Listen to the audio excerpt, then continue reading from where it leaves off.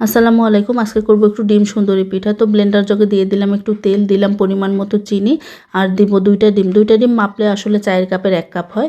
আর দেব একটু লবণ, এটা অপশনাল, আপনারা চাইলে স্কিপ করতে পারবেন। তারপরে এটাতে হচ্ছে একটু ব্লেন্ড করে নিলাম। তারপরে দিয়ে দিচ্ছি হাফ চামচেরও কম বেকিং পাউডার। তারপরে এটাকেও ব্লেন্ড করে দিব হাফ কাপের একটু বেশি চালের গুঁড়া। তারপরে এটাকেও ব্লেন্ড করে আবার পরবর্তীতে মেশাবো 1 কাপের একটু বেশি ময়দা। তারপরে এটাকে ব্লেন্ড করে দিয়ে দিব অরেঞ্জ এসেন্স। আপনাদের কাছে যে এসেন্স থাকে সেটাই দিতে পারেন, প্রবলেম নেই। তারপরে আমি ব্যাটারটাকে হাফ হাফ করে নিছি। একটাতে ফুড কালার মিশাইছি, আরেকটাতে কালার মিশাবো না, এটাও অপশনাল। আপনারা চাইলে কোনো কালার ছাড়াও ভাজতে পারেন পিঠাটা, তারপরেও ভেতরে অনেকটা লেয়ার লেয়ার হবে, দেখতে অনেকটাই সুন্দর।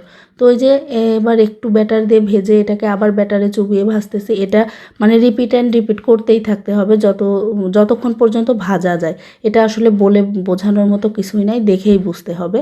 তো এই যে এভাবে আমি আসলে 2টা কালার করছি যাতে লেয়ারটা আরও সুন্দর লাগে দেখতে, এজন্যই, তাছাড়া কিছুই না।